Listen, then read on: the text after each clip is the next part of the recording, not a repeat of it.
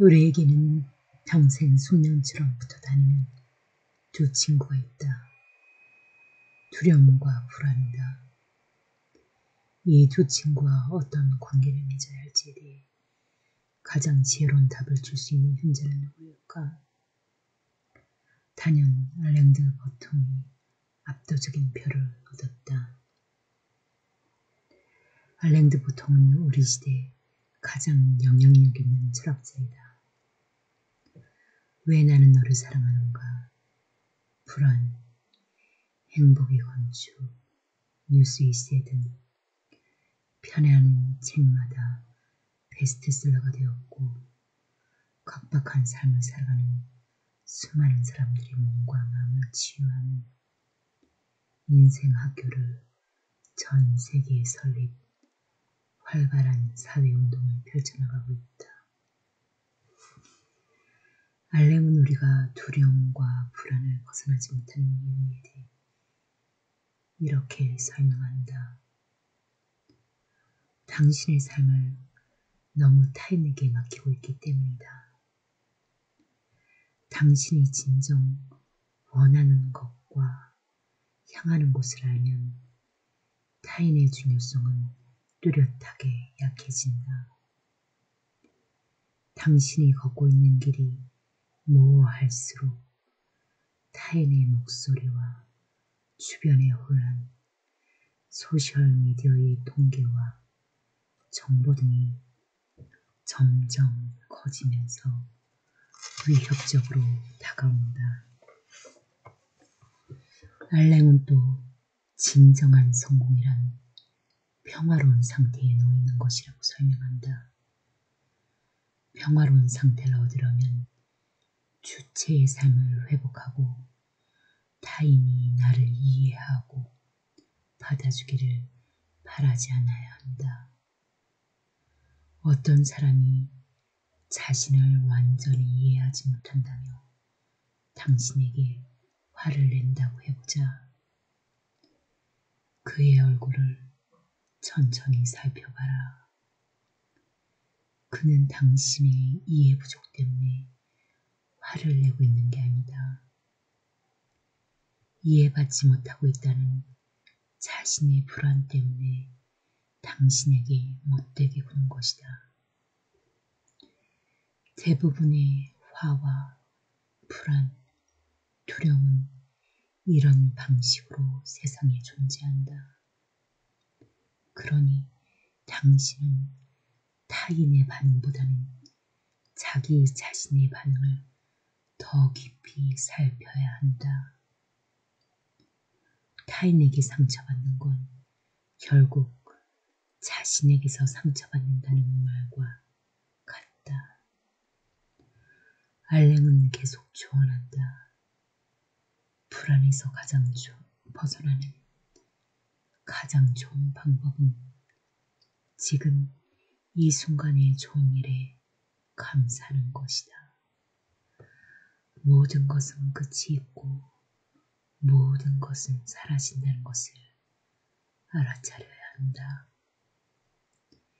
규칙적으로, 의도적으로 잠깐씩 멈춰서서 그 사실을 즐길 줄 알아야 한다. 들에 핀 꽃을 보고 탄성을 지르면 사람들은 당신을 패배자라고 손가락할지도 모른다. 지금 꽃을 보고 감탄할 시간이 있느냐고, 원대한 꿈은 없느냐고, 야망이 그것밖에 안 되느냐고 말이다. 하지만 경험을 더 쌓고 시련의 파도를 넘다 보면 언제부턴가 꽃 한 송이, 아름다운 구름, 모두에게 친절한 미소를 날리는 평화로운 아침 같은 일상의 사소함에 대해 생각하게 된다. 운명의 여신은 우리에게 무엇이든 할 수 있다. 인간은 그만큼 나약한 존재다. 해고에 대한 불안, 신체의 질병, 경제적 압박 등 조금만 상황이 틀어져도 우리는 쉽게 무너진다. 아주 약간의 좌절만으로도 그렇게 된다.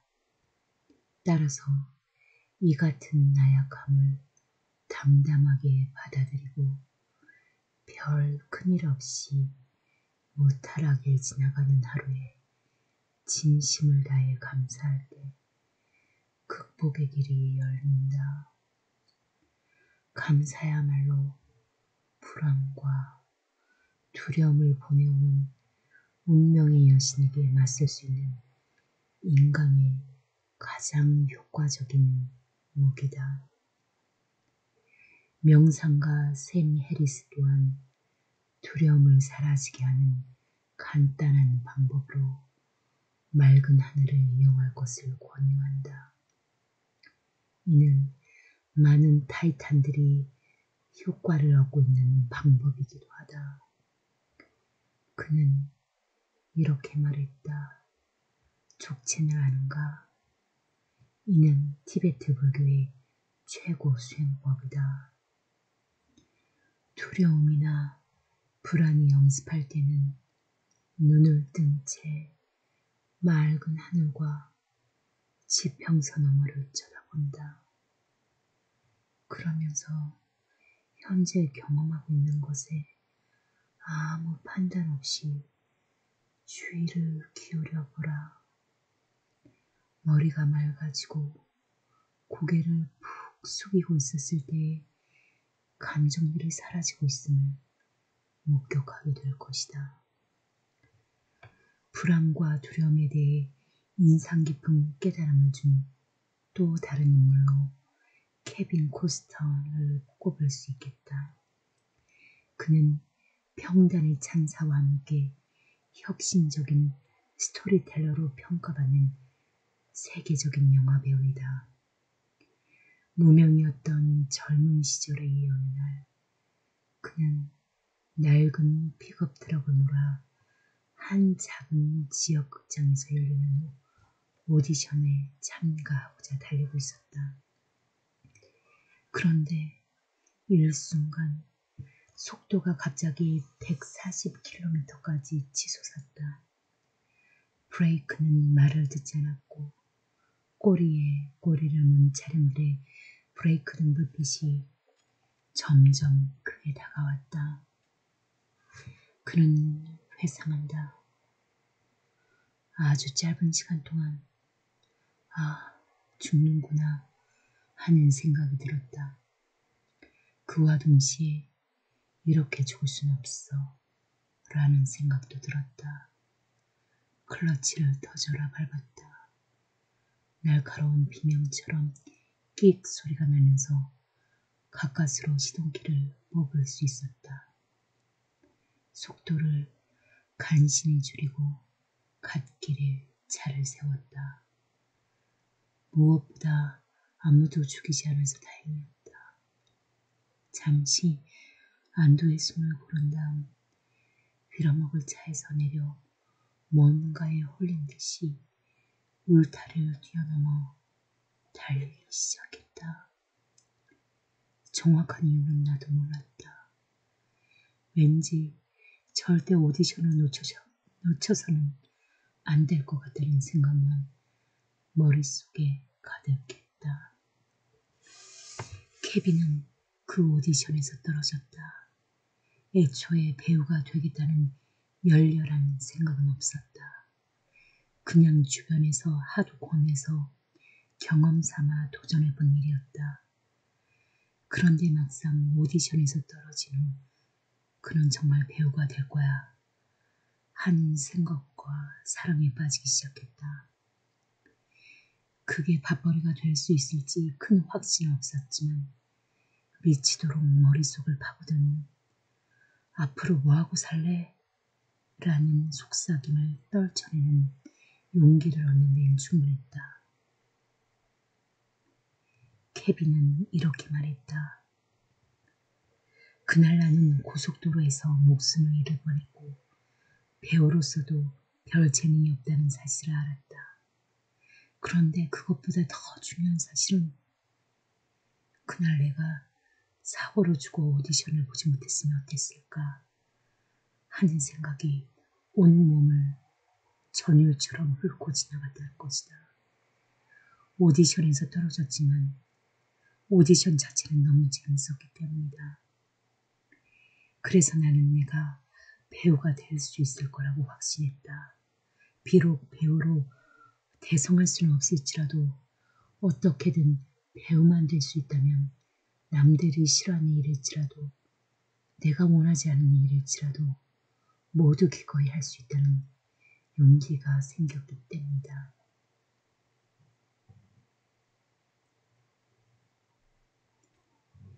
케빈의 어깨를 짓누르던 모든 짐이 사라졌다. 그는 어떤 도전이든 가능한 사람이 되었다.